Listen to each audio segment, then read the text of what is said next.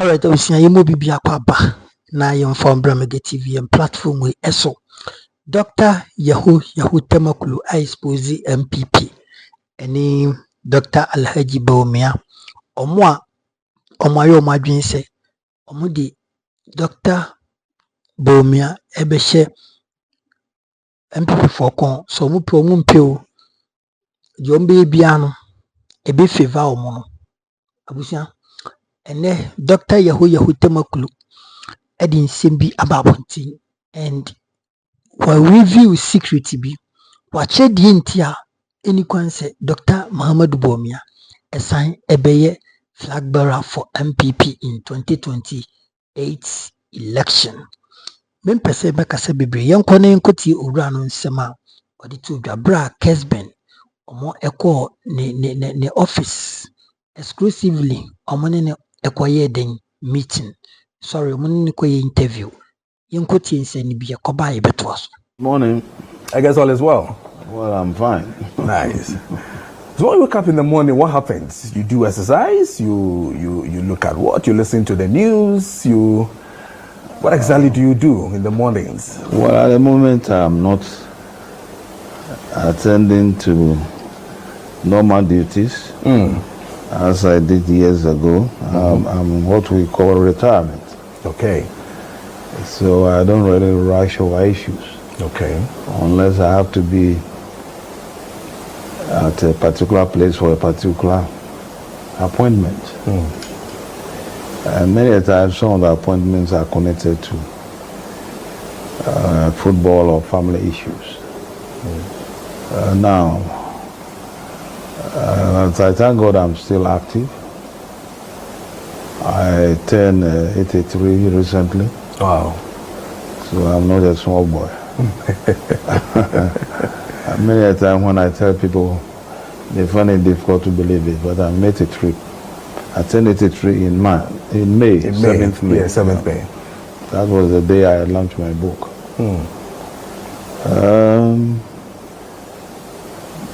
About a couple of years back, I used to be very active in the national issues, particularly politics. Okay.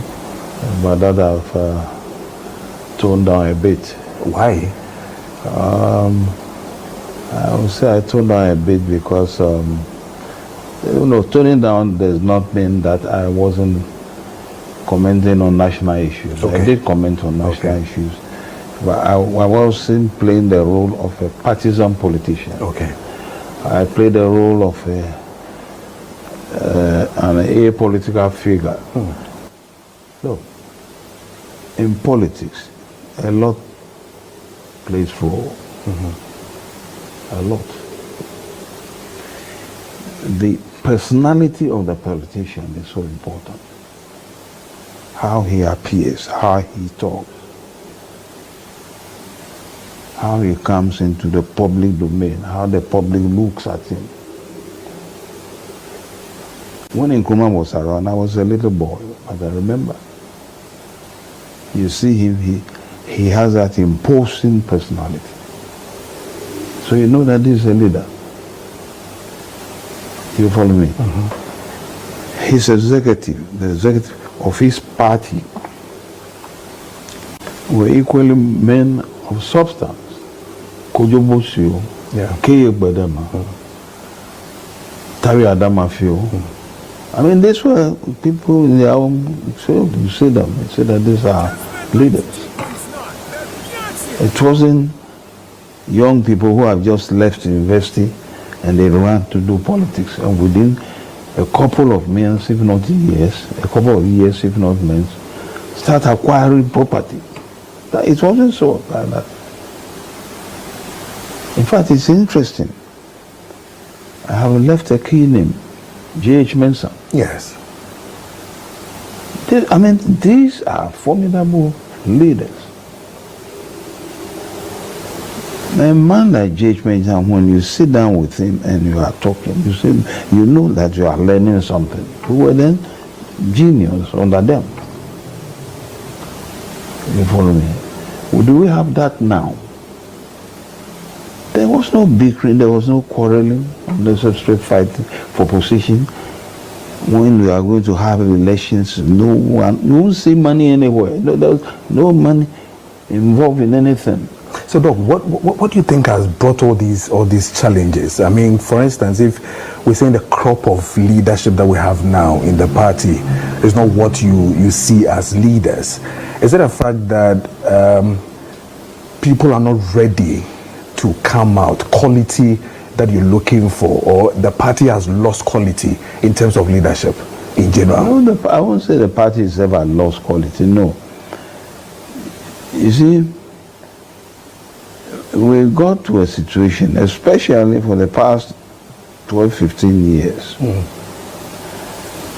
that certain individuals who shouldn't come to the forefront of leadership brought themselves there by buying votes.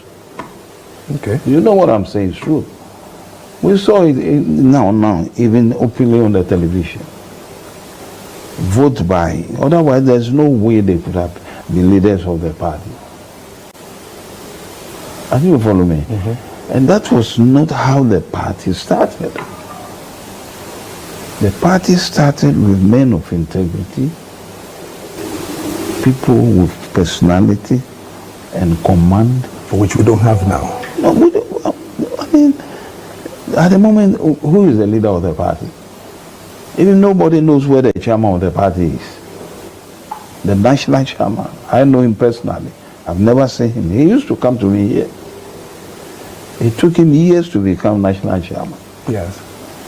And he became national chairman because Akufo-Addo realized that he was a weak figure he can control. And that's exactly what happened. Really? And I believe strongly that he's now drawing back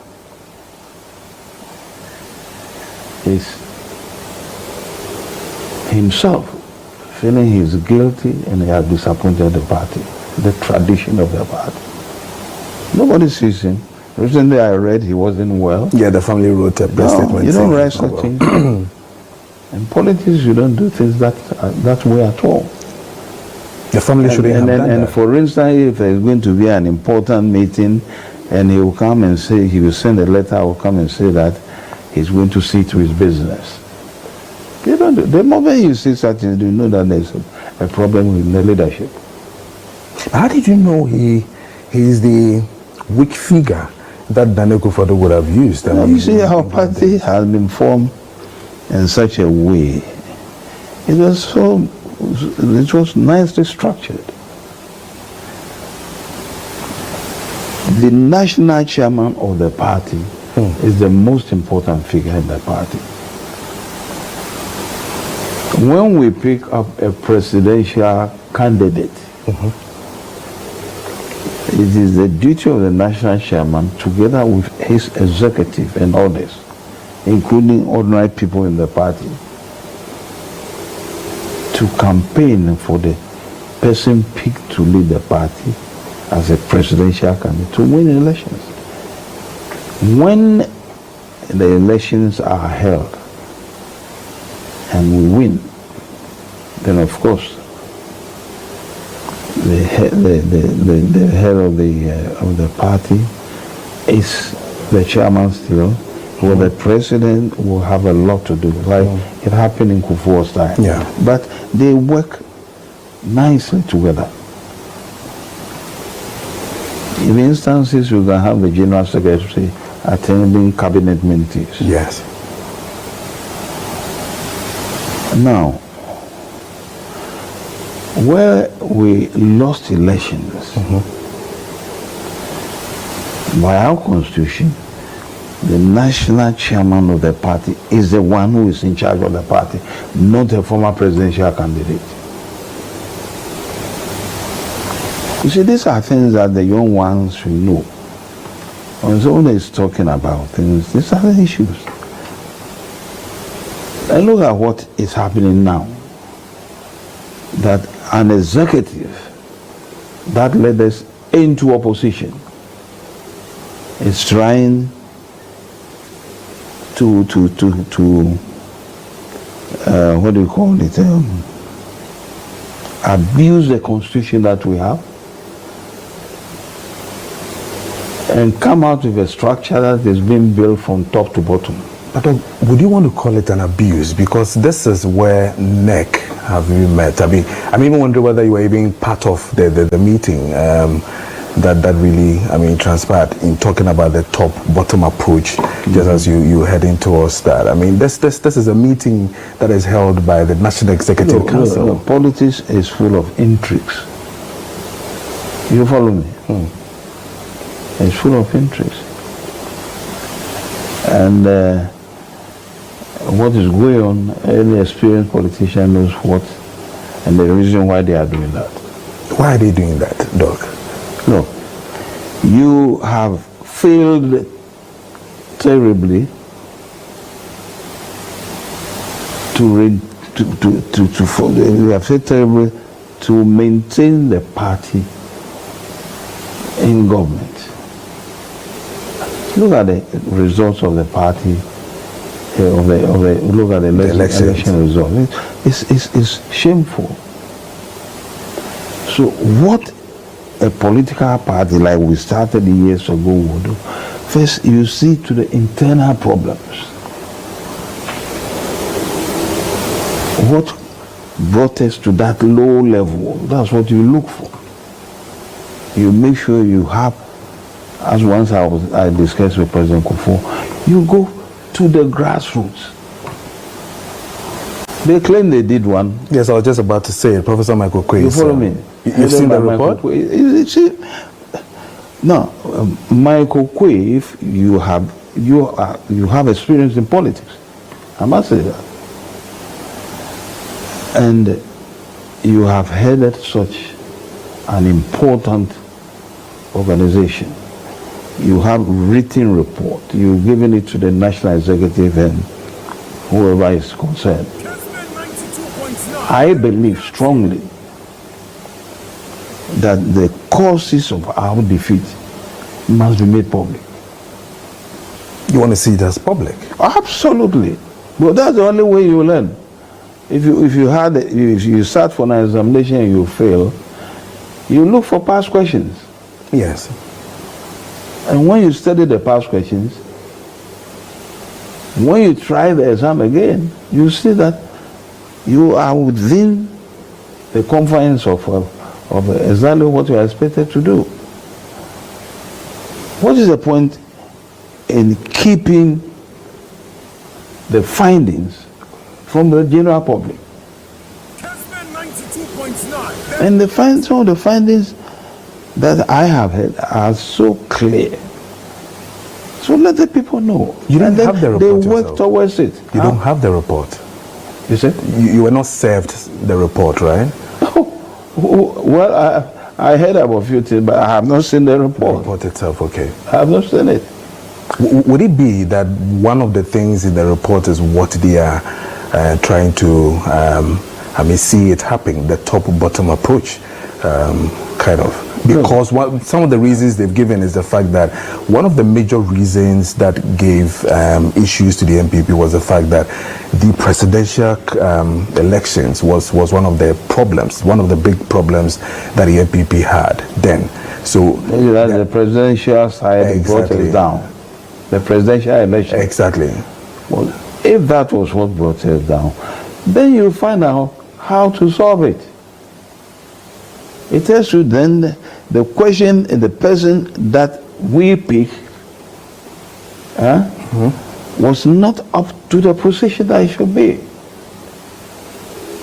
You follow me? But do you believe that's why when Edubuahene was not able to beat Jerry John Rawlings, we brought in Kufuor. And Kufuor finally became a president. But went twice. Now, went twice doesn't mean, look, if somebody has gone even 4-5 times, it could happen to somebody, it might not happen to you, because you have to look also at the background of the individual. You think it shouldn't happen to the past candidate, Dr. Bawumia? That's how you see. If you say Kufuor also went twice, yes, Kufuor went twice. Kufuor went, I think, 3 times. Yes. You follow me? That doesn't mean automatically, Bawumia, when they go 5 times, they will pass. Don't tell me that. Do you believe the dynamics are quite different? There's a friend. I didn't follow me. So that's why it is important for the ordinary person to know the selection even of the presidential candidate was done in a way, you know, you journalists, you know, why you hide it since I don't know. You are really the people who should talk about it, not the politicians themselves. The elections that we saw has been stage managed for Bawumia to come to power. You know it. I know Bawumia very well. I know Akufo-Addo very, very well. It was state managed. They put in money. You follow me? Even to the certain, at a certain level, we saw some of the contestants, you know, angry and annoyed. So if that was the cause of our defeat, then we have to look at it carefully. Bring the issue out into the public domain. Let the party know. Let the party members know. Write down from the ward level, constituency, the district, regional, and then national. They should know. They should be involved. So if we are going to pick another leader again, you just don't start from the top as we did before. You start from the bottom. You follow me? And there's an argument that the base has already been structured. Yes. That is no argument. You follow me? Yeah. If you are going to have a huge building, at times you are compelled, depending on the soil that you are going to build the house, you go in deep and deep. So if you fail to do that, the structure might collapse. And that is the experience that we had. So this time around, let's go deep and deep and come out with a strong structure that can carry, a strong foundation that can carry the structure. But we are not doing that, and we are starting from the top. Now, those at the executive level now, morally, none of them should have been there. Morally? I'm telling you, they led us into defeat. What they should have done in all civilized countries, that is what is done. And I demanded that. They should have resigned en bloc. And a new set of people, not necessarily through history elections, no. You put in place what we call interim management committee, and they will sit to the party until a new set of people are elected, right down from the ward to the top. That is what will save this party. Anything short of that, we shall never succeed. I'm telling you, mark my words. And one interesting thing is that when this particular move that they have made at the top came out, there are important figures within the party who are against it. Are you against it? Right? I'm totally against it. Boachi Ajakon is against it. Yeah, we've heard it. Adainimo is against it.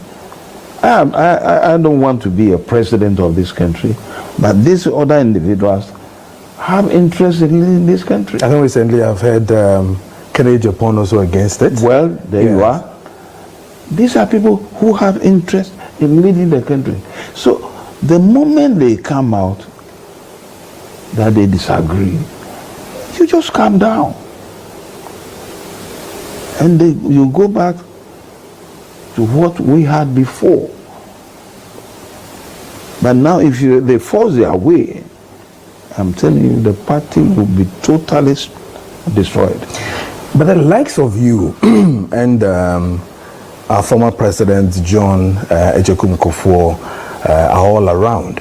One want to ask, NEC meets, they come up with a decision, and founding fathers, founding members, past presidents are there, and it looks as if you guys have been sidelined, or truly you are not really, I mean, they don't come to you to really seek advice?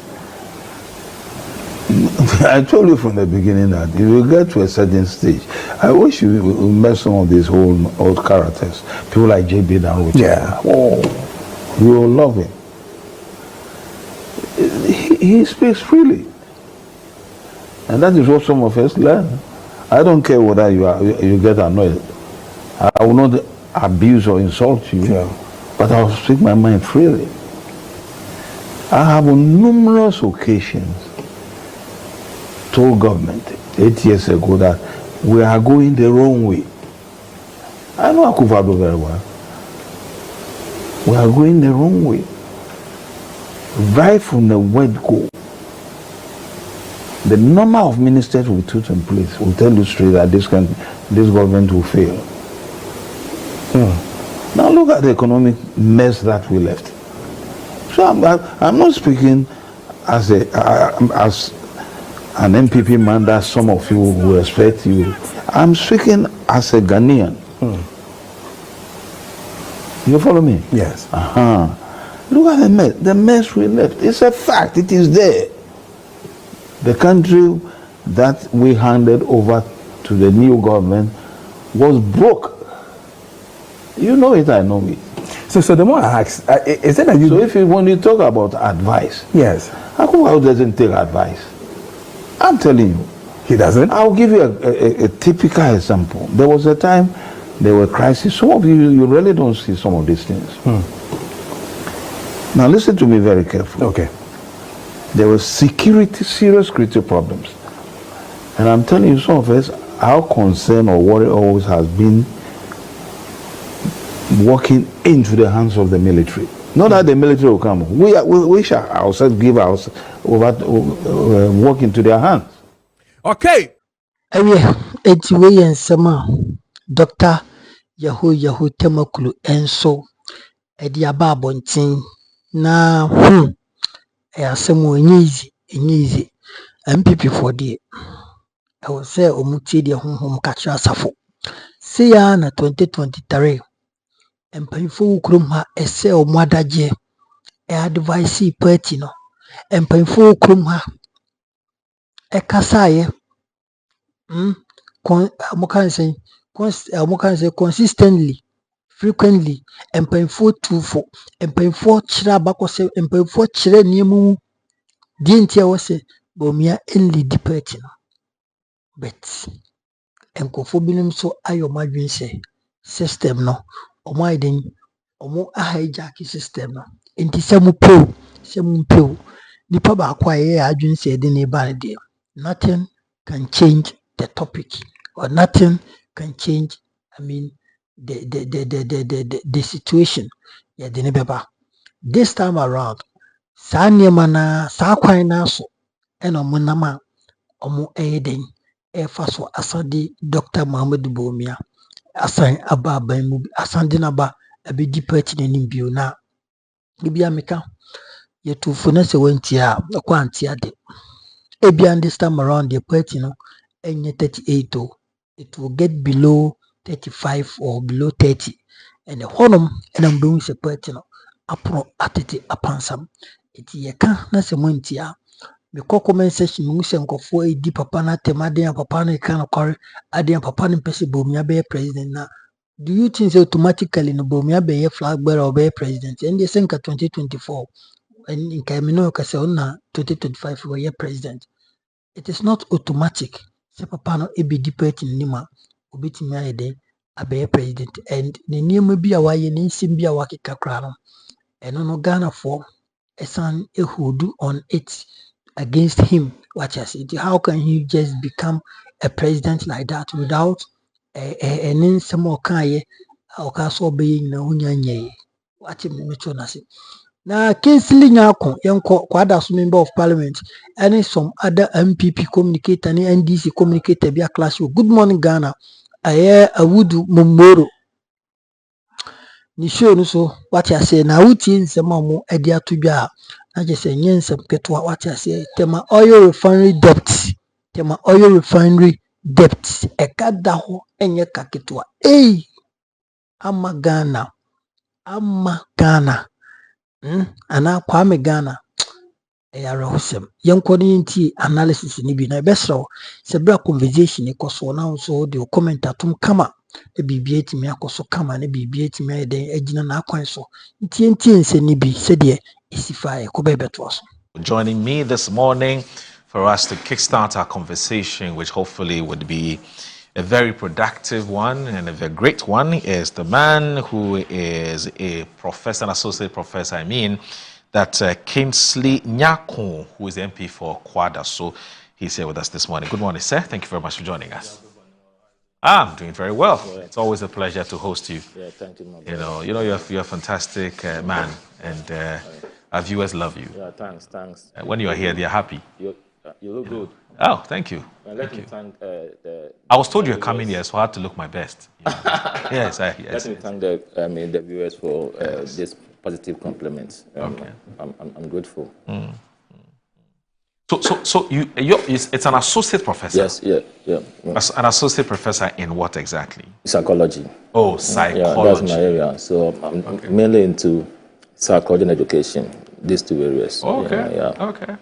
So psychology and education. I got my PhD in 2008. I did my defense on 31st January 2008 at the University of Munich. Okay.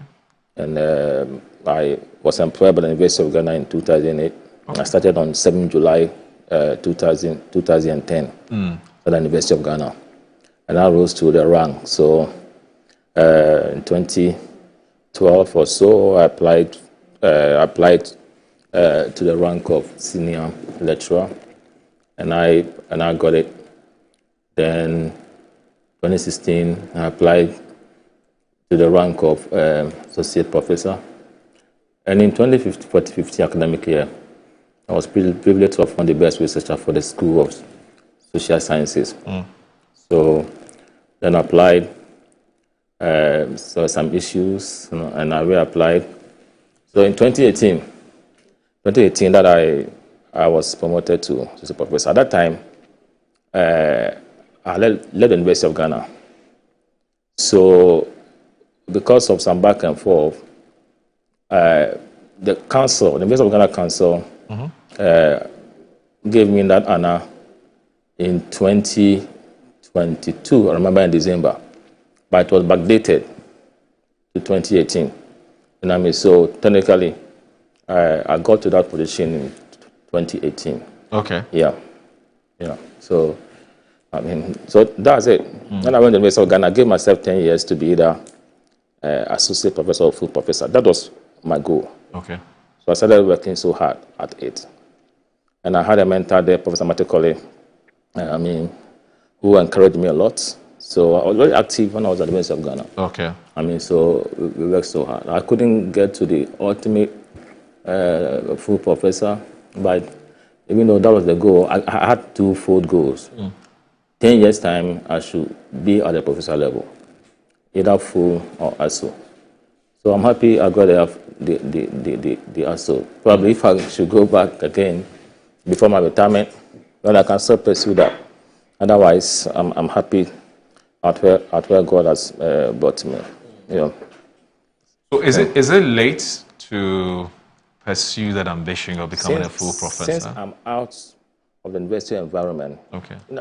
Professorial titles are awarded by the universities when you are teaching. Right. You cannot get it outside.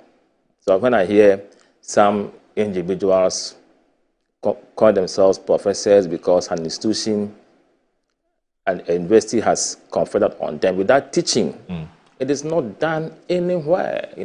I don't know the obsession for titles in this country. It's not done nowhere. You have to teach. So, 3 criteria. The university level is publication, is teaching, community engagement. These are the criteria that is used to determine your progression within the university rank. Right. Yeah. But normally they put more premium on publications. Okay, then teaching and community engagement. Yeah.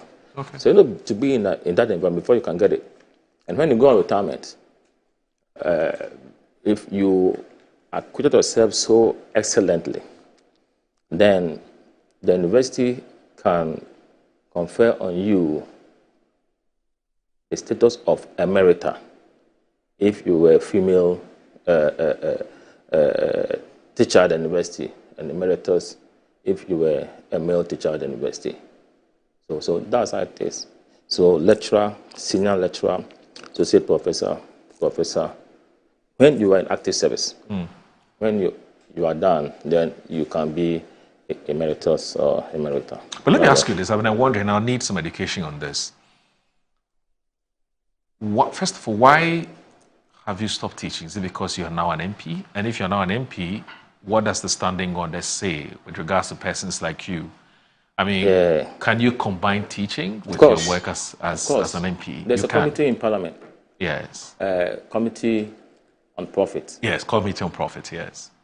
So I can apply, and that committee is chaired by Second Deputy Speaker of Parliament. Right. I can apply to the committee. The committee can give me the opportunity to go and teach. And so it must be an express permission? Yes. Okay. Yeah. So if you engage in any activity of profit, it's against our standing orders. Yeah. Okay, that's an offense. It's an offense to do that. But if you want to teach or engage in any other profession, if you're a lawyer and you still want to practice, you're a business person and you still want to do the business, anything that brings you some emolument, some profit, you should apply to the Committee on Profit. And you'll be given the opportunity to go and do it. I can apply to do that, but because of some reasons, that is why I've not done it now. But at the point, I should be able to do that. Yeah, at the point, I should be able to maybe engage. Because I'm sure that you miss it. Of course, I mean, you miss your students. Yeah, I mean, it is lovely. The idea is to build the human resource base of the country. It pains my heart when you see huge exodus of our youth to the advanced countries. Those countries were built by the indigents. One reason why I decided to come to Ghana, when I finished studying in Germany, I had a job that I was doing with Westcash, a financial solution company. Then I had the opportunity to be in Canada. I was telling myself that, I mean, these beautiful countries were built by the people themselves. We need to also do the same. Why don't I come back, if you take up teaching, you build the youth, you know what I mean? Attitudinal change, believe in themselves, believe in the country. And some of the students that are taught at the University of Ghana, some of them are even professors, right? I mean, some are doctors, okay? And I'm proud that I've been part of their progression on the academic ladder. The more we get human resource of competence who love their country, okay, Ghana at the point will get to where we are aspiring to be. You know, this country is changing. You must see it as changing on a very slow note, but for me, I see some progress. Tomorrow, those years, I mean, in the late 80s and early 90s, you know what I mean? Ghana at that time is sharply different from Ghana today. Now you go into an election where you see a political party to have dominance. Okay. That party loses within that constituency. I mean, it tells me that, I mean, things are changing, right. Okay? And I think it's better for our democracy, it's better for our country. Ghana at the point will be where we want it to be. All of us must put our shoulders to the wheel. We must love our country a bit more, okay? We must appreciate our country a bit more and have the understanding that our contributions today may bear fruit in future. We might not live to enjoy the immediate dividends. But when we are even dead and gone, posterity will enjoy our labor of love and our toils. That should be our attitude. You can amass all the wealth in this life. The day you die, you leave everything behind. But the question is, what was your contribution to your people? Right. You know what I mean? That makes education something profound that we need to devote more energy into it. Come to Parliament, at least. There are some students that are taught who are there. Edema Bena of the NDC. I mean, I taught me the University of Ghana. A student? Yeah, he did psychology. Okay. And Dami Kwabenya, the lady, was an Akurugu. Yeah. I didn't. So she came to me and said that, oh, sir, you taught me legal, you know what I mean? So when you see your students at that level with you, I think you should be proud of yourself, isn't it? Yeah, you know what I mean? obviously. So, yeah. So at the point, who knows? You can still contribute our quota to this country within the four walls of our economic environment. Yeah. Yeah. Yeah. Yes, Faustina Elikpli Makurugu. Yeah. So Faustina is a student. Yeah. I mean, what's your student? So she came to me in the chamber and said that. And introduced herself. Oh, sir, you taught me. And I said, wow. Because psychology is one of the disciplines with a lot of students. Yeah. You can teach a class of about 1,600 students, you know what I mean? So you wouldn't know all of them, but you know those who maybe are active in class, those that you supervise their thesis and dissertation, and those who come to you, okay? But as for Adam, you know, I knew him, you know, because of one or two things, you know what I mean? You know him, yeah. Right. Yeah, so I'm not surprised that he's gotten to where he is, you know. Yeah. I see. You know, but back in, you know, at our days at University of Ghana, Legon, our friends were always complaining about psychostats. Hey! They were always complaining about psychostats. Two courses. Yes.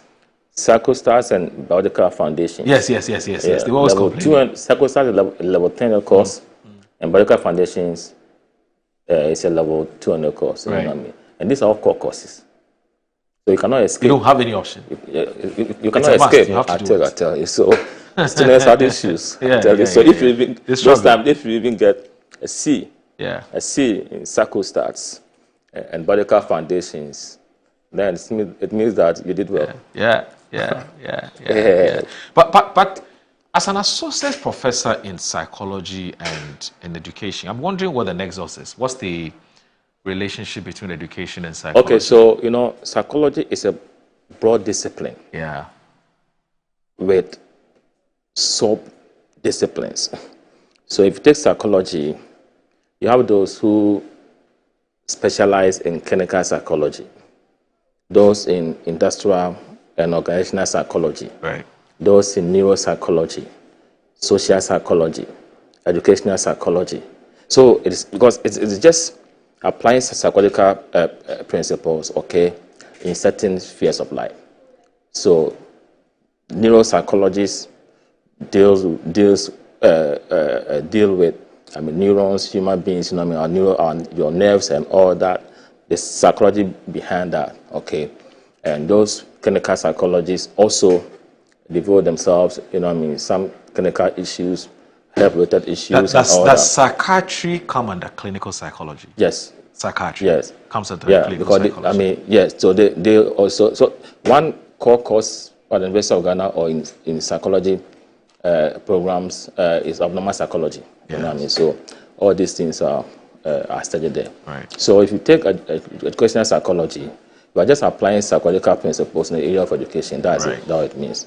If you are talking about IO psychology, you are applying psychological principles in industry, in organizations, and all that. Okay. So that's how it is. Right. And would you say that your knowledge or your deep knowledge in psychology has to a very large extent impacted on how you teach education as well? Yeah.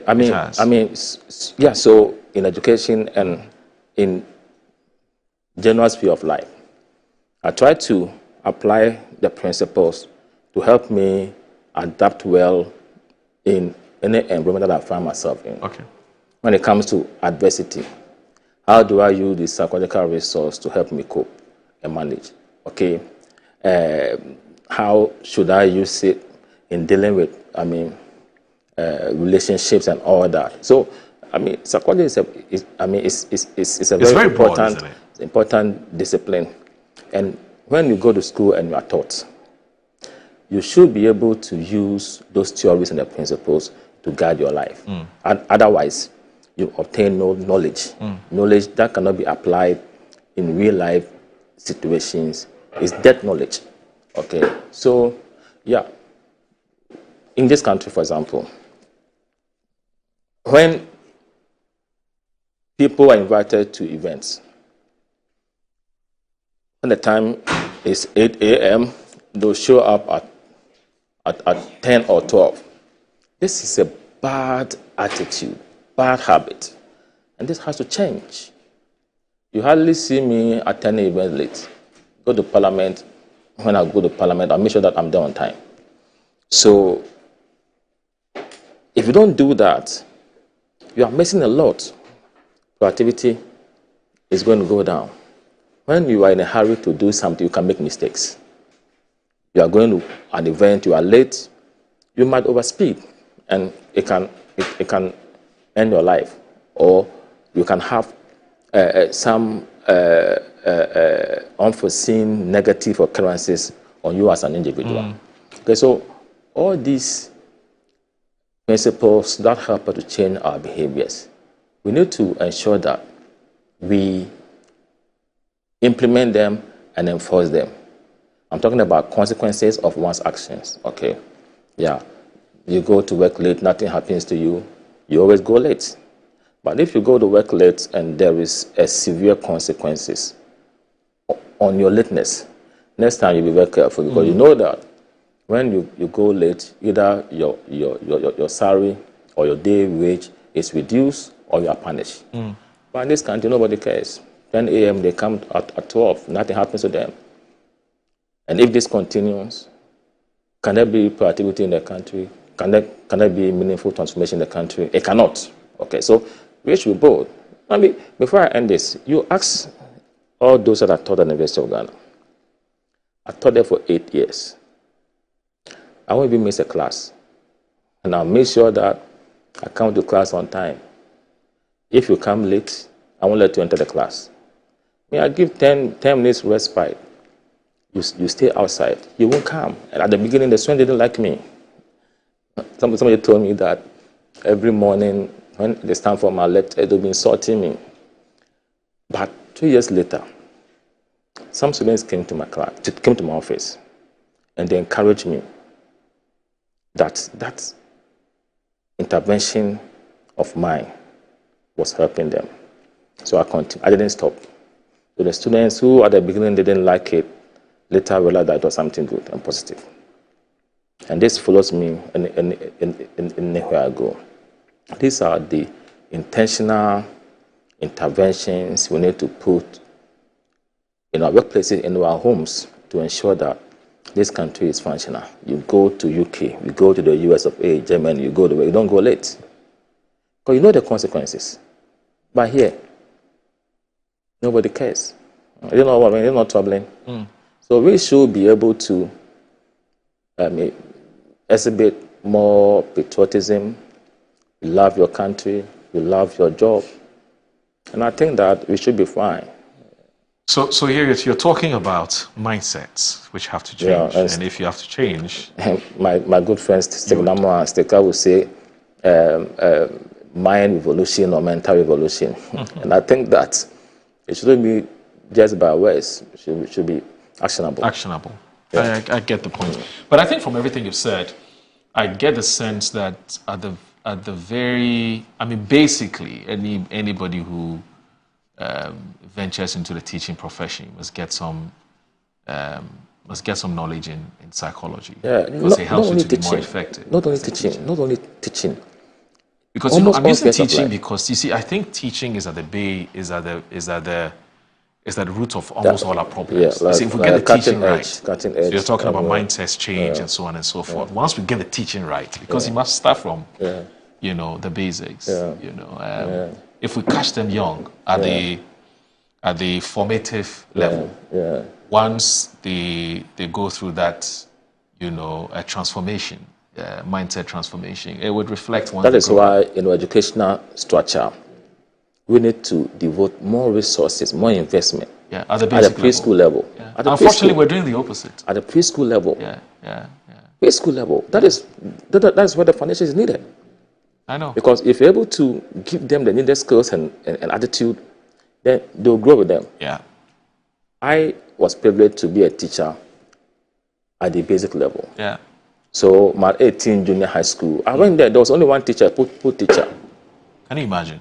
One teacher, pupil teacher, teacher Simon, wherever you are, I greet you. Yeah. So I joined him and I became the acting headmaster there. Yeah. And I realized that even at junior high school 3, the learners couldn't speak English. They couldn't write English. Because at that time, they didn't have access to enjoy preschooling. Yeah. And if you don't enjoy preschooling, you start school at grade 1, the age of 6 years, you don't have the foundation. How can you survive? Yeah. So those in urban areas who have the opportunity to attend preschool, by the time they get to class 1, the basics are acquired by them, and learning becomes meaningful. But if you're struggling at class 1, and when learning is meaningless to you, you cannot read, you cannot write, how can you build on? Yeah. It's difficult. Okay, so you need to strengthen preschool. Yeah. Okay, if you're able to do that, more resources there at the basic level, lower primary, upper primary, then building on it into the junior, the secondary level, that is the junior and secondary, Right. Becomes a bit easy, and you will spend less resources there. All right.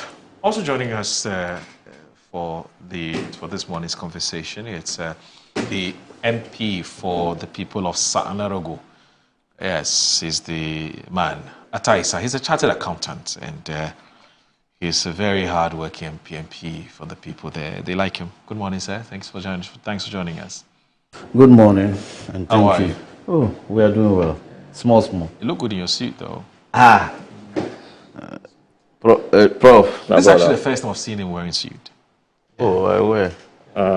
No, I mean, to me. It fits you. Oh, okay, thank you.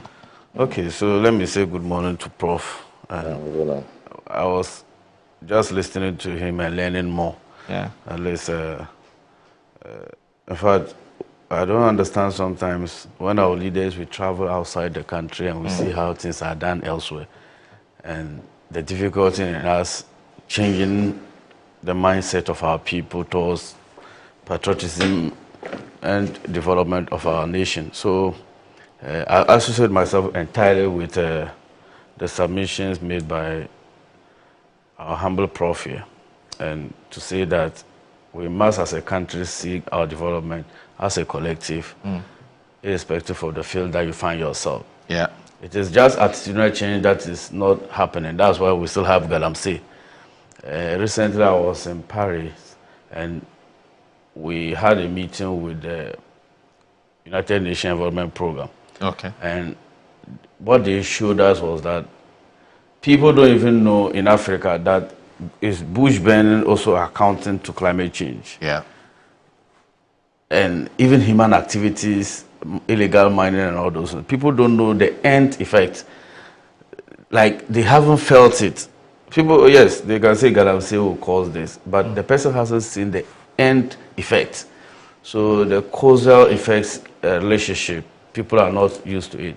So I think that if, as a country, we orient ourselves to know that Ghana first, irrespective of where you are, you must always place the interests of the nation above that of your personal and short-term gains that you will make. So on that note, that's what I will also say about it. Okay. All right, so let's get to what we call like get to brass tacks. I was about to raise the issues about with GTech, which sort of aligns with what we just discussed earlier, but I think we'll skip that and look and go straight to Tema Oil Refinery. Yeah. Especially in these times, we know what's happening in the Middle East. Of course, there's been a bit of a ceasefire, but we don't know what's going to happen tomorrow. And we also know that the price of crude oil at international markets has surged. I think it's now about $85 dollars per barrel. If you look at our 2025 budget, we actually pegged it at, we benchmarked it, I think, at 75 or so for the 2025 budget. So, of course, when the prices go up, government is happy. It's happy on one side, but it's also, unhappy on the other side, which is government rakes in more revenue, but then we get to pay more. Yeah. Now, yesterday, the Tema Oil Refinery management was before the Energy Committee to give them a state of... Wednesday, Sunday. Sunday. It was on Sunday. Right, it was on Sunday, yes. To give them the state of... to apprise of the state of the refinery. And we know what's the problems Tema Oil Refinery has been through for a very long time. In fact, the last time we refined crude oil was in March 2021 or so. Yeah. And what we've done in the last few years is that we've always had an IMC, Interim Management Committee, to oversee its affairs until I think the NDC came to power, and now have a permanent, so an MD. Of course, even though in an acting capacity. Now the story here in today's daily guide says Todd targets October 2025 for restart. And the story is by Ernest Kofi-Addo, and it says the acting manager director of the Tema Oil Refinery, Tor, Edmond Combat, has announced that the refinery is aiming to resume operations by October 2025. Mr. Combat made this known when officials of Tor appeared before the Parliamentary Committee on Energy to provide updates on the refinery's mandate and its work plan for the 2025 and ongoing operational challenges. In his presentation, the acting MD revealed that Tor is progressing with the upgrade of its gantry and terminal facilities, noting that management is committed to completing all ongoing projects initiated by the previous administration. According to him, the refinery also plans to address the significant debt burden, pursue financial restructuring, and invest in the retooling of its laboratory to enhance operational efficiency.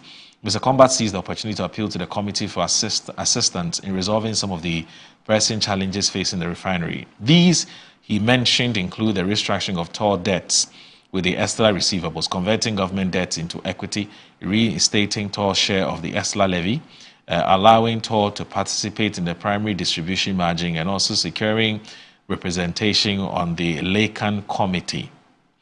Now, chairman of the committee and member of Parliament for Whole West, Emmanuel Kwesi-Bajah, who presided over the meeting, emphasized that the engagement was part of the committee's oversight responsibilities over agencies and the Ministry of Energy and Green Transition.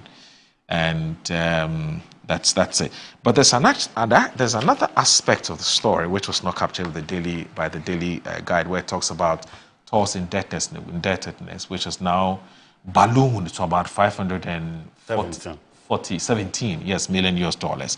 Now, for me, the question is this: that we've been paying Tor debt recovery levy from 2003. Yeah. So I am struggling to reconcile a situation we've been paying this levy, and yet the debts keep going up. And I've been looking for answers to this. I don't know whether Atais, have you been able to find those answers? Not really. Because it's difficult to understand, isn't it? Yes, because like you indicated, this idea of making Tor to operate in full capacity, the argument started way back from 2003 or 4. Yeah. So at that time, the objective was to make sure that we patched Tor off the crisis that they were facing as a result of ballooning debt. So the levy, when it came first, was to address those fiscal liquidity challenges in that sector. So fast forward in 2025, we are still talking about Tema Oil Refinery debt. Okay. Now, if you look at the source of the debt, in fact, that was even the debt as at the end of 2024, $517 million US. Part of those things has to do with suppliers' credit, because the idea of a refinery simply means that you must have the crude first before you can refine. So Tor was unable to pay some of its creditors for the supply of crude that they give to Tor. Then operational losses. Moro, it will interest you to know that I have visited Tor. They have obsolete machines. We must admit that. And in fact, sometimes this even reduces the morale of staff, because you go to the office, basic machines to do, Tor doesn't have, or is obsolete. So in fact, the staff told me that what are they paying them for? And for me, I am surprised, because when Tor was set up, the idea was to place it as a strategic asset to the country. Yeah. Currently, as we speak, Ghana is positioned strategically that we can make Tor the refining hub for West Africa. Right. Why? Because of the insurgence of military takeovers by our neighbors. Many countries have cut them off the global chain. So Ghana has now become the center. So if you go, Burkina and other countries, they all clear their containers from the Ghana ports. What it means is that Tor, if it is well functioning, simply means that we can be able to even source revenue from the export of refined oil. We did it with electricity. I remember Akusumbo and other power sources were able to sell power to neighboring countries. So how come several investments and even tax or levies have been imposed to make sure that Tor works to its capacity? But Combat, I know him very well. He was my SRC president in Lagos. Oh, okay. Yes. You were both on campus at the same time. Okay. So, and one thing that you cannot take away from him is commitment to duty. He was an SRC president. And so for me, I don't have any doubt that he will perform. Suffice to say that because of policy incoherence and inconsistency by successive government, we haven't done one agenda towards recovery of our national asset like Tor. President Kufuor had a different approach to how to deal with the issues of Tor. President Atta Mills had a different approach. President Mahama had a different approach, and then President Akufo-Addo. So because of that lack of consistency in policy, that this is how we want to make sure Tor operational, that is why we are always here. You get the point? Yeah. And look, I was telling somebody that competition is also killing Tor. Why am I saying that? If you look at energy distribution to consumers, it's only ECG that does it. So there's no threat. But Tor, you have BDCs that import. Exactly. Netco. So Netco and Tor, they are the people controlling the end user distribution. So the issue is that if you know BDCs that import, you mean Netco and ECG? Yes. If you know BDCs that import crude or refined at a cheaper rate to the consumer, and Tor, when Tor is producing even at 45,000 barrels a day, the cost of producing in Tor is higher than the refined oil imported by the BDCs. You mean it is cheaper? It's cheaper to import fuel into this country than bringing the raw product and giving it to Tor to refine. But that doesn't make sense. It doesn't make sense. It doesn't make sense. What is it that is accounting for the high cost of refining? It is just because of operational inefficiency. Okay. The last time we discussed ECG, I told you that the problem of ECG is not funding. Right. It's just inefficiencies. Right. Because they have admitted time without number that they lose about 30 to 42% during distribution. Gridco will also tell you they also lose some transferring to ECG. VRA2 will say they also lose some transferring to Gridco. So who pays for the inefficiencies? It's a consumer. So, but if you are a BDC, there's no space for inefficiency. You import the crude from abroad, it gets to you through you go and get Lacan at NPA, have your storage tanks either with BOSS or with your private BDCs, then lodge your fuel there. At that time, it is ready for the market. But Tor, when they give them money, they, with the obsolete machines that they are using, when they are producing, a lot of the produce is waste. So yet you must pay your creditors. How do you pay? You have to convert the inefficiencies into cost for the consumer. But I don't. When you say a lot of the things that are produced, after after the main product, which is fuel, Yes.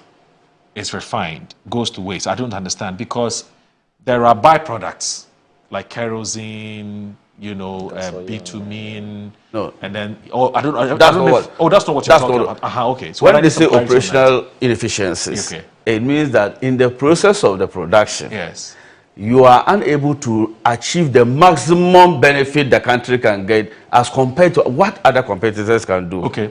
It's just like a business like Vodafone, MTN, all those things. They are competitors. Some do things because of economies of scale at lower rates than others. So I'm just saying that people feel that it is cheaper to import refined fossil fuel than that of our national refinery. So government regulatory policies to make sure that we increase the production capacity of TOR so that BDCs can even pick it from TOR onto the market. Right. That is the only way we can be nationalistic in mind about this whole idea. Look, we must inject private capital also into TOR. I am not one of the people that believe that everything must be done by government. I'm not one of them, because we have examples of government institutions that are doing well, of course. However, we also have a lot of government institutions and state enterprises that are not doing well. 32 billion debt at Cocoa Board. It doesn't make sense. We have ECG, 68 billion. In fact, the receivables owed on ECG alone for this year is $42 billion Ghana cedis receivables. What they are expected to collect from people, they can collect. So that inefficiencies does not exist in the private sector. So if TOR, the idea is you make operational losses at the time of production, we must inject the private capital there to make sure that we produce efficiently.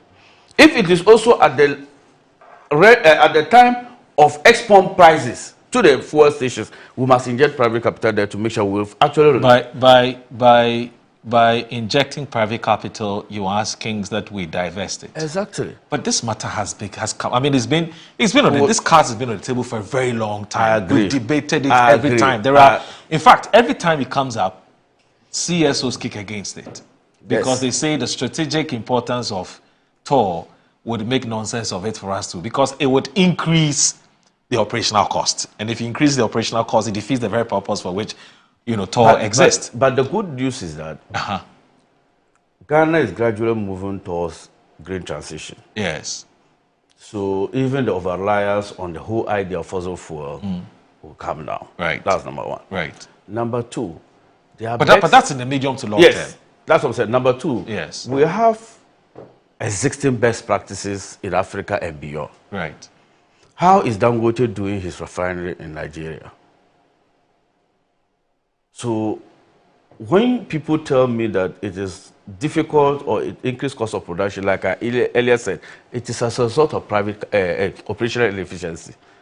And we know from time immemorial that private participation in any government sector always yields positive returns. So I'm not saying we must privatize the idea of TOR. I'm saying that even doing it in the form of PPP is not bad for me. And in the domestic debt exchange program, the 570 million, I wanted to just give the distinction. It does not necessarily mean that operational losses and cost to TOR is about $570 million. The DDEP2 accounted for this increase because all government subventions to TOR or government money to TOR for operational purposes, the IMF insisted that we must convert all government allocations to TOR as part of the debt of TOR. Right. Because the idea was to make sure that we win off all state enterprises' debt from the central government so that those SOEs will take it on their own balance sheet and find ways of resolving those debt issues. So if you go to ECG, that's why we were able to report 32 billion in cocoa sector, that's Cocoa Board. We reported 68 billion at ECG. The reason was that the IMF insisted that all those state enterprises must absorb all government grants as a liability on their books, so that now TOR is expected to look for $570 million to pay back to government and other creditors who have supplied crude oil. And the question is, where are they going to raise that capital? Exactly, because if you look at even TOR cash flow, it's nothing to write home about. In fact, There was this conversation in 2023 about setting up a refinery, a private refinery in Takoradi or something like that. Because that time, Tor had existed for 2 consecutive years without even producing one. True. So if you look at their cash flow position, it is not healthy to even secure foreign funding. That is why government always serves as guarantor to make sure that because of credibility of government and other benefits, investors will be happy to make sure that they resolve the issues of Tor. But the issue we always ask, at what cost to the citizens? So I am happy particularly because Edmond Combat had worked there before under Ewa Dako. So this is not somebody who is novice in the area. He is somebody who understands the job. In fact, when he was made the deputy, I was like, what? I wanted him to be the main one because I know what he can do. And finally, when we saw that he was reassigned to the position of MD. So this is not something that we, as a country, we should pride ourselves with. The ancestors or our predecessors that invested people's resources to establish this. In fact, the time they were establishing Tor, if somebody had told you that there is a revolutionary industrial revolution that will come later years, Dr. Kwame Nkrumah never saw the full benefit of Tor. So wherever he is, he will not be pleased with some of these performances we are getting. Especially recently, the performance of most state-owned enterprises have not been inspiring. And it is high time that we make sure we hold people accountable for those inefficiencies. It doesn't make sense that you have operational costs as part of your overhead costs. Operational inefficiencies have been captured. Over the weekend, we met a lot of SOEs at Alisa Hotel. Some of them will tell us that the losses that they declare, a lot of instances is negligence and inefficiency, and they report it in our books. Those are the critical things that President Mahama must tackle in all successive governments, because we don't have that laxity to toy with people. People are losing public trust in politicians because people don't understand why we have gold, we have oil, and yet we are poor. And that's the one good thing that I wanted people to know about the establishment of the gold board. Because Ghana's participatory interest there of 10% and royalties of 5% does not make sense. So for me, I hope and I wish Edmond Combat well. I know he will deliver. He has given us October date to see Tor return to producing refined oil. And I'll be happy if we get to that stage. We'll all be rejoicing, because even the drivers of the exchange instability was because of BDCs. Because Bank of Ghana, the bulk of the forex market is controlled by BDCs because they import a lot of crude. So if we can make Tor produce at a competitive price like the way it is done abroad, it means that BDCs do no longer need to rely on the dollar or the pounds or something to import. All we need to do is that go with your CD and get it from Tor, and then the price of oil will come down. Prof has just made a very critical issue. That is why I am happy about this discussion, because as we speak right now, there is a war. And I know that politics will not stop, because somebody too will say that there was war in Ukraine and Russia. However, this type of war there, it is also important for us to know that Iran at the OPEC level is a very critical stakeholder. And any issue that has to do with Iran in terms of oil and the Middle East in general affects the entire world. Exactly. So I'm sure it is part of the reason why we withdrew the energy levy of one Ghana city, because the idea was that the windfall that we were getting from 14 to about 11, that windfall, we wanted to take one city out of it. But because of these externalities, if you go ahead with that plan, what it means is that when the thing goes up to, what do you do? So because of that, we have to monitor the trends to see how the projections will go. And the finance minister will be coming in August to update the budget, because you know that we've benchmarked a lot of the revenue measures at the prevailing market price. Not July. I thought it was July. August, I'm told. But if it is July, that's fine too. That's the media budget. Yes. Because like a lot of the benchmark prices have changed. So we need to deal with them and make sure that the national economy is also thrown out.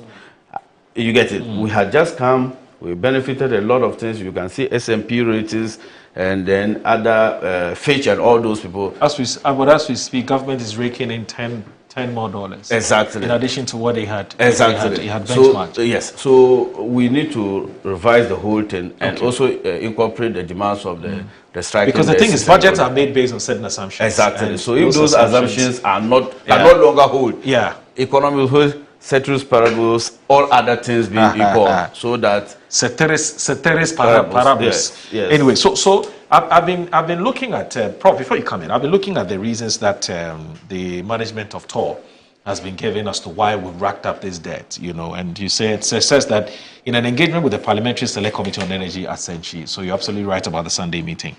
Mr. Komba said the debt was triggered by trade debts. Third parties and also legacy debts where crude was supplied but it was not paid for. Right?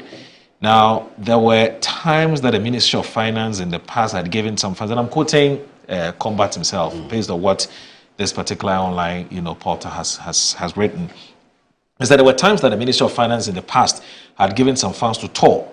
And some of it, for example, was grants, and then when they entered into an agreement with IMF, the IMF asked them to reclassify it as debt. You made mention of that, that let it sit on your books. Yes. Don't add it to public debt.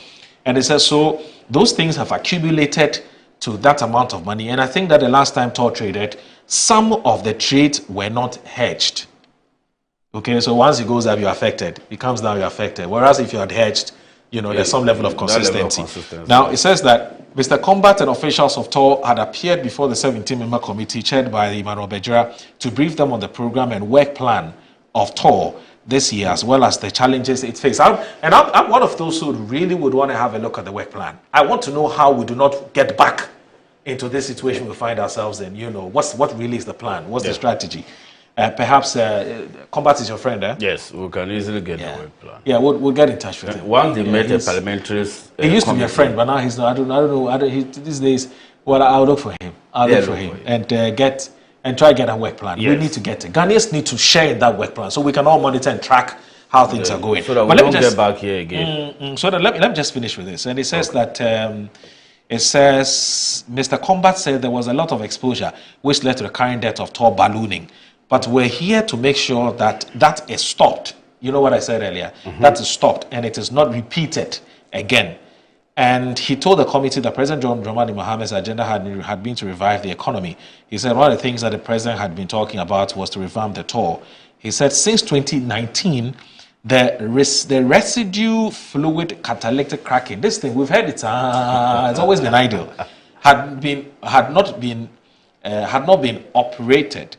And since 2021, or had not operated since 2021, the crude distillation unit had also not run. As a new management of TOR, he said the first thing that they did was to assess the plant to determine its readiness and the possibility of bringing it back. After assessing the plant, we realized that the plant was in good shape and that with a few technical works, we could get the plant back. And that is what we have been seriously working on. He pointed out that the refinery plant had been out of shape as a result of debts that had accumulated over the years. We had tried to revalidate, some of the debt, do renegotiation and reconciliation. As a result, we have worked on it and some of the numbers are coming down, and at the appropriate time, we will ensure that the figures are out. And it says, with the refinery not audited its financial accounts for the past 6 years, since 2019, TOR had not had an audited account. And one of the things that we decided to do was to focus on that and bring external auditors. How? Charlie, but this country, you're running such a strategic institution like TOR. You're not even auditing TOR's account. In fact, they don't even go to PPA for approval for their procurement. That's the truth. You know this too for a fact? Yes, for a fact. Hey, Charlie. So everybody in Ghana thinks TOR is not working. To tell the authorities of the refinery around, the set steps had been taken to change management by reorienting the staff to refocus them on performances, to retool them, and blah blah blah. It's a very long, story. But somebody has sent me a message, and this person said he's been following what's been happening at TOR, and so he says, Moro, do you know that they said government has been collecting the TOR debt, but not giving it to TOR for the longest time. That's what's been happening. That's so that true. The TOR debt recovery levy, we collect it from everybody, but we don't give it to TOR. We use it for something else, right? Now, it says this year too, all the levies collected has not been given to TOR. And it says the refinery has not audited its accounts for the past 6 years. It is not true that it is cheaper to import finished products than refine it, what you said earlier. Yes. And they said the BDCs, as we speak, owe a lot to their international credit. To the international credit. I think the person was an international creditors or international credit. I'm sure it's creditors. But so this person is the person placed, placed in this space, the oil and gas space, and he says that look, it is not true. That it is more expensive. It is to refine crude oil here than to import. It is the finished product. It is. Really? I saw the.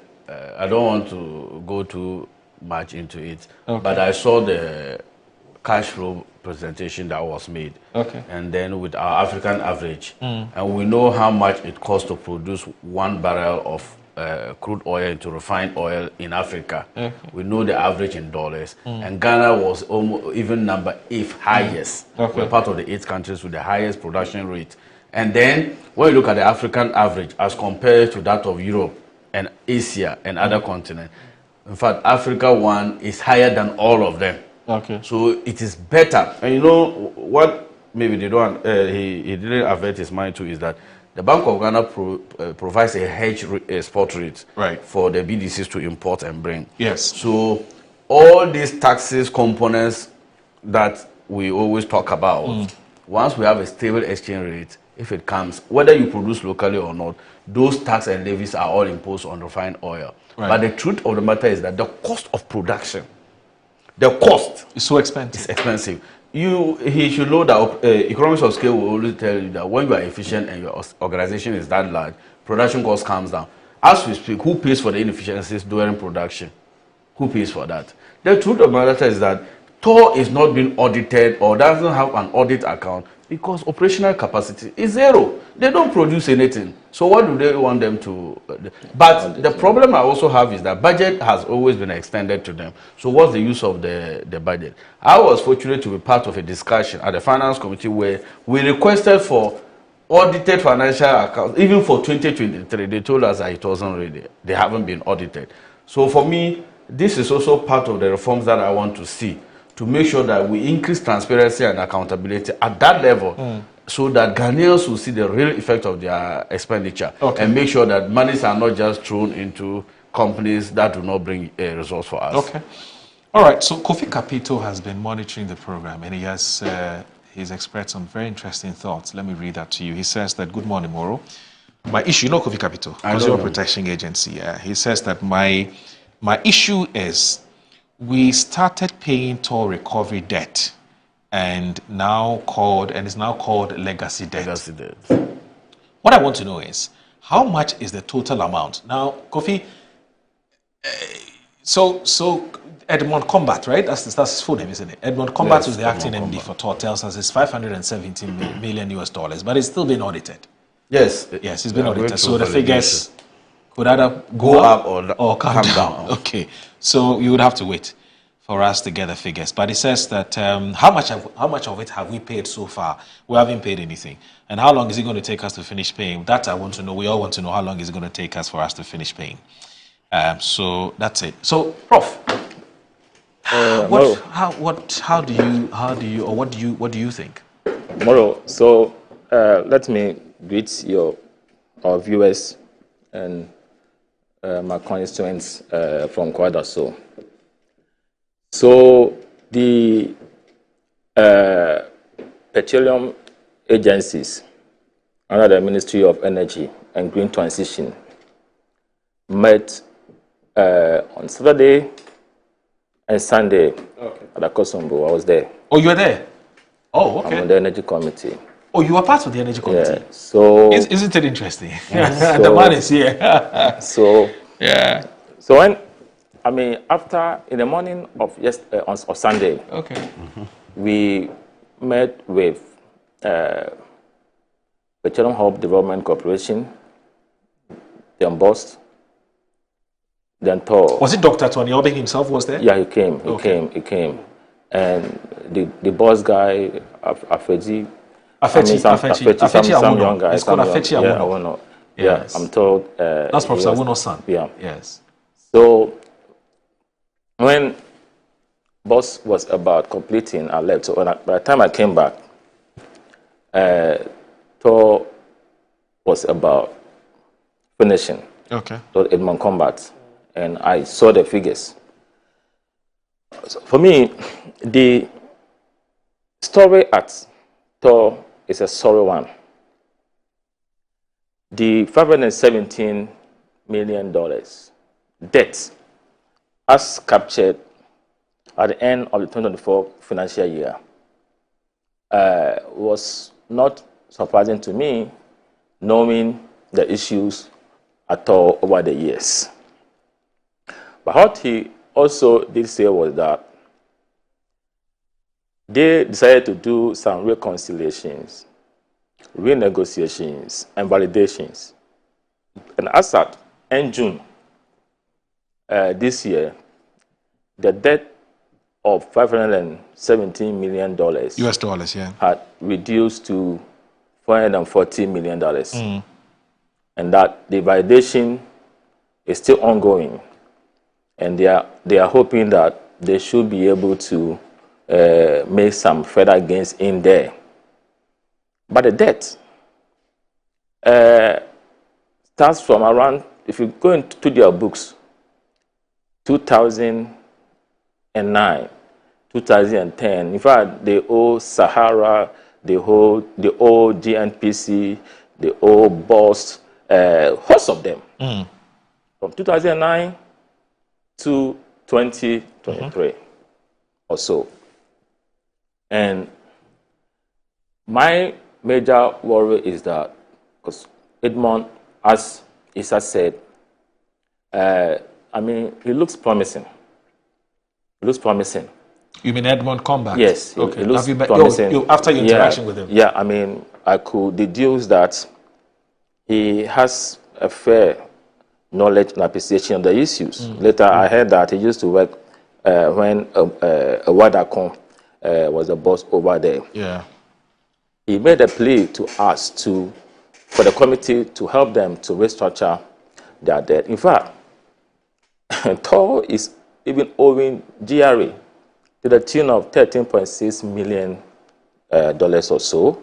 It's not just GRA. I'm sure they even. I'm told they even owe SNET. No, SNET is a different matter. SNET, according to Combat, it's been cleared. That matter had been resolved. Okay. I'm talking about the outstanding $13.6 million owed to GRA. GRA, $13.6 million US dollars. Yeah, and they are pleading with us to engage GRA to set that one off. Okay, because as in to ring fence it. Yeah, no, or write it off. Yeah. Write it off. Yeah, that's what. Yeah. So I think the committee will meet with the minister. We'll get a report done. We'll meet with the minister. 3 of the agencies that have critical issues for us to see how we should help them. My other worry is the emergence or the establishment of the Petroleum Hub Development Corporation that is planning to establish a petroleum hub in our country, okay?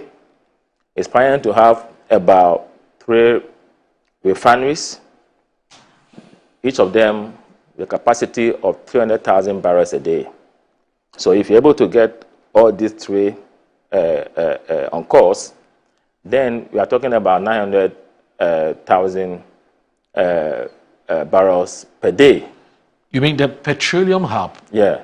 Is planning on building an oil refinery? It's a petroleum hub. Yes. That is their plan. That's the objective. Yes. And as part of their plans, they are supposed to have 3 refineries in this country. Yes. 5 petrochemical laboratories. Yes. 2 or more jetties and all that.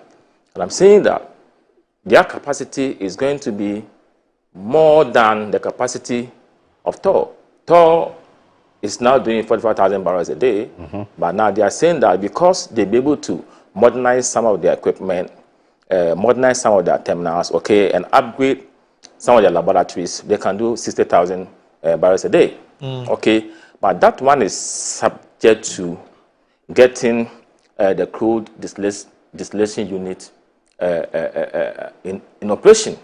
That was what Combat said, that in September, October, they are convinced that they'll be able to get that one done. And when that one is done, and we can do 60,000 barrels a day, then our daily demand for crude oil, which is mostly imported, the refined product imported, of 100,000.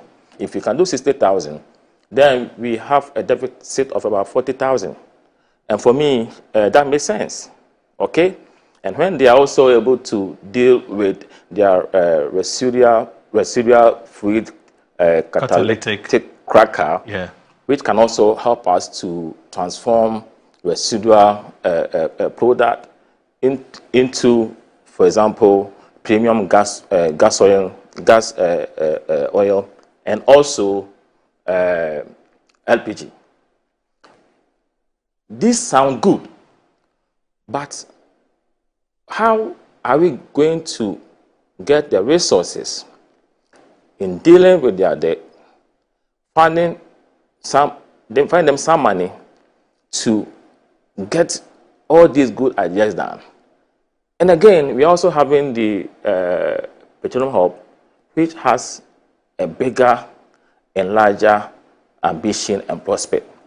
So this is a decision the Minister of Energy and Green Transition and the board will have to decide and look at the best way forward for this country. But that's why the Petroleum Hub, I don't know if the story I read yesterday, was it yesterday or 2 days ago, is anything to go by, where they're saying that they want to transform it to become an authority so they can go and borrow on their own books, just like what others are doing. Yes. Yeah.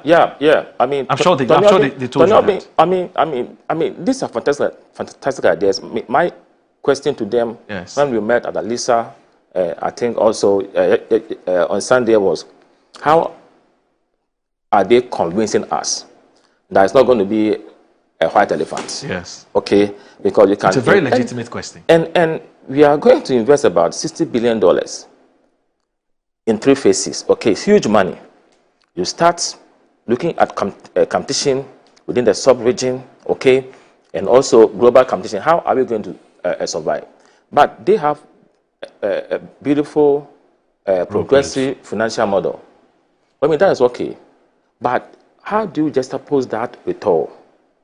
Tor is performing a function that is going to be performed and even enhanced by a Petroleum Hub. Do we need both? And these are issues I think that we need to address, okay? My point is that, and again, we have also been told by JNPC that our oil volumes are going down, declining. Yeah. Unless we are able to discover more oil wells, that will give us more oil. Otherwise, we need to import the crude and refine them here per the strategy of the Petroleum Hub. Okay, so listening to Combat, their projections and what they want to do, I think that the ideas are fine. If you're able to recapitalize Tor, if you're able to deal with their debt position and they start operating.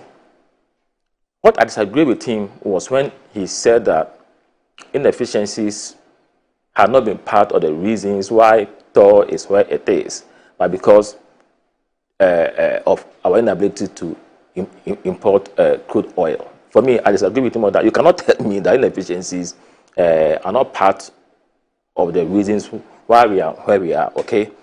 But I will support any idea to revamp it only when I'm convinced that we will be able to deal with all these shortfalls, all these losses, okay? And how the petroleum hub is not going to overshadow and make the position of Tor not very relevant to the cause of this country, okay? Otherwise, this is a state asset owned by the country. And John Jinapor, my very good friend, I think he has some challenges on his hands, how to navigate us away from these perennial issues, okay? Tor had been idle for about 4 years, okay? There's a skeletal staff there that is paid. And in fact, the one thing was that, according to the acting MD, most of the staff have left. Yeah. They've left the country. Because why do you come to work when you are not producing, you are not doing anything in line with your knowledge? You come to work and you do... And these are highly skilled labor, yeah? And we've lost them. So whose expertise are needed by other countries. Yeah, we lost them. So if these two critical facilities are done, I'm talking about the CDU and the residual freeze catalytic cracker, if they are done, and they can give us the needed backups and revenue, that will, in the long term, help us to stay afloat in terms of our finances. And also, because you see, importing $400 million of crude oil every month is huge money. It's huge money. And that is one reason why our city is always suffering. Yeah. Because the moment the price of crude oil soars, as we are seeing right now, then it puts pressure on our currency. True. Because we import more than we export. We export. Okay? And sadly... So we're a net importer of... Yeah, of crude oil. Yeah. And sadly, our oil resource is dwindling. It's depleting. Yes. So if we are not able to get additional work, in fact, GMPC has done a lot of work. Okay, so they are working on additional oils and all that. Yes. But the prospects, at times, you might do the research and it tells you that, okay, this is what you're going to get. But when you go deeper, you might not get the volume that you require. Okay, so these are tiny issues. That is why, for me, the idea of shifting to green energy is fantastic. Renewable energy is what we need to be looking at, because they are natural resources. They are there. They are renewable. Wind is there, isn't it? Solar is there. Anyway, so that is it. And Dibia Meka, Misuma Ghana, everything be Misuma Ghana, because Ghana, okay, public sector, BTC ECG, BTC, Mokana saying, Cocoa Board, BTC Ghana Water, any Tema Oil Refinery, electricity, no, somebody can't. There is no public sector. Mamin can say state-owned enterprise. Yendika. Me say Ghana. There is no state-owned enterprise. Even GBC, Ghana Broadcasting Corporation, Muso Modika. It took home studio home, okay, and your man Koso, and in Bobo Pebian Timin streaming and Koso Papa Bia. GBC, Ghana Broadcasting Corporation, GTV, as in American. GTV, bisa hon say tambe na GTV as a national television. Aya de papa omo international match na UTV GTV etime ko broadcasting free of charge. GTV ntimi Ghana television ye sika tax eno no charge my form one ka enso de bia kada ho ka da ho no nti omuntimi mfanko enye de enko telecast national ade wo so moye kokoko board nensin amokai Dr Randy Abe omuyi na se CEO obae omusi kai da ho oponinom sa masa ade na Ghana ye ho sa ade na Ghana koko board isi kura mekan akuafo koko omoto nyina no omonto no papa say 3000 omoto no 2005 no maji for 500 dash omonto e bisa say sika na ekwahefa ena muntimi mfa nsiesie that enterprise no sika na ekwahefa ena muntimi mfa nsiesie that enterprise no ade na Ghana ade bia eye oman ne de yato na jejemu ade bia eye oman ne de yato na savram GBC Cocoa Board, go and check the kind of debt I want kona ko check it. Go and check the kind of debt ekafufu baye na da hono eto muntimi nye den muntimi entia adwumayefo mo hono mkayi Cocoa ba muntimi nto dio for no omo kokra no munye sika no mo aye den omo de amakuafo no yamfo no nto nche ko ECG and they do so yes ebe if you hifa akufa do mpene so muja about 1.5 billion Ghana cedis and a honum and they know already your 1 billion war and about 3 billion and a da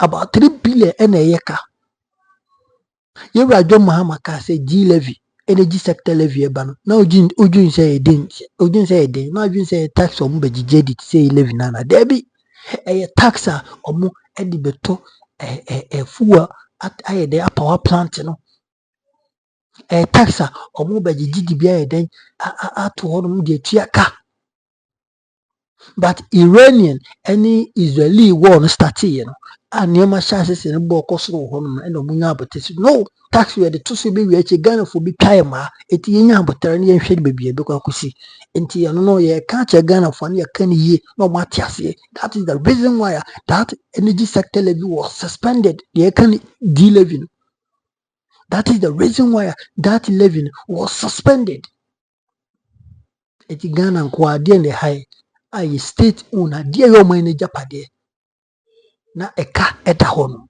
ECG financial containers ayida hi anye enenko anasa anye nensenko from 2023 2022 containers bebia bi ira 40 feet containers aden eti ko hifa hwan botom ne ko ye krobensu o wata banyana otu ko hifa aden na ye ho sa omanya yetim aden na ye de sebi corruption ese omani sa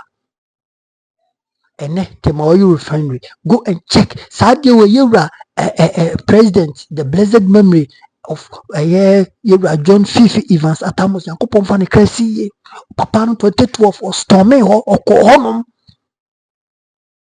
Catch them sa dia modi kwani amodi Tema Oil Refinery so enye kwani amodi Tema Oil Refinery so enye nti obefa yankofo and Kofi Antwata na papa ho dodo na odi free at for asasi areho sempa eti corruption wo sa Tema Oil Refinery no it started from Professor Dubois ne penso it started from J Kufo anye nemu ade na ye ho sa ade bi o man ni dia ye hwe so ye ene hwe insurance ameka no kwan kire insurance national health insurance yura eye Kufo ede bae no. Could you imagine? I say, do you believe say na eka da hono? Na eka eda hono. Yewra John Mahama bae eno mutu asa akanibi. Yewra John Mahama bae eno moye de umutu asa akanibi en ehya sese o pretty ye adwuma kama. Omu ni nuro, omu ni hwe. Sika na omu ede ato ase omu di ye operate no. It doesn't work. National Health Insurance Scheme and American NHIS asem na making. Go and check it out. Go and find it out. This is my evidence. Go and check it out. Go check it. Me na make a show. Me di try. Me di try. Me di traje den. Me di traje den. Free basic school. You rako for school you start here. Aide ene ye na efa mu bi. Sai to ya eko ye bi. Ska na nkwara omodi momo. Edi to edu. Mo fanche me. Ska na nkwara na omodi momo nu aduane. On say ye nkwara no no ye kwa omo nu aduane echiche de mai. Ene saje ni no mogai omo emaye uniform. At least uniform every year, I think every time be bi, and I say and at the end of every time be uniform. And yes, I didn't know much. Koblane the says you can share the bottom. Koblane be account and says you can in a con bottom. I didn't tell mine a dear for mine. Yatuna jam. It is so you be business and Casano Bayan. That is why I Ghana and Conin. And never Ghana banks, dear Totoso, and a bit is a GBC, Ghana Commercial Bank, and never bank, the Tibia, Kinofratan by or Mube say Newman now. Kinofratan Bombe say Newman now. Rock City, South Rock City Hotel, need a Kaika, Bray Champo Hotel, and no dominity, but la body beach, and your mind, dear, or mine no a japati again, no more by. Aden, what is happening in Ghana? What is happening in this country? Why are we doing this to ourselves? Why are we doing this to ourselves? Aden, Ghana phobia. Aden Tiamoya as our politicians. Ghana for inamun sorry. Ghana for inamun sorry. And yes, our politicians in Ebekuye. Na ANT. Ena Sambre anyway na ase ANT ena nanum just say Japadia and the Ghana politicians are more saying Ghana for inamun sorry. Ghana for inamun sorry. When you chama untu mani abrepa Ghana for inamun sorry ni nkasa. Let's all talk. Let us all get. I mean, let us all come together, come into consensus, and what build our nation Ghana. Once a U.S. President Donald Trump it me kasa din se sinebo kasa me yesi Ghana betin aye se bi who born dog obuwa abusafo enya agudie enya bere papa o mine japade e wo se ebo ho ban ni na no eka buruburu e na aje o mine japade aboso adenti e wo se ban sa adenti e wo se e ban sa aden Ghana for ina mun sorry o Ghana for ina mun sorry o nya sa Ghana e be shi politicians o be shi o mine no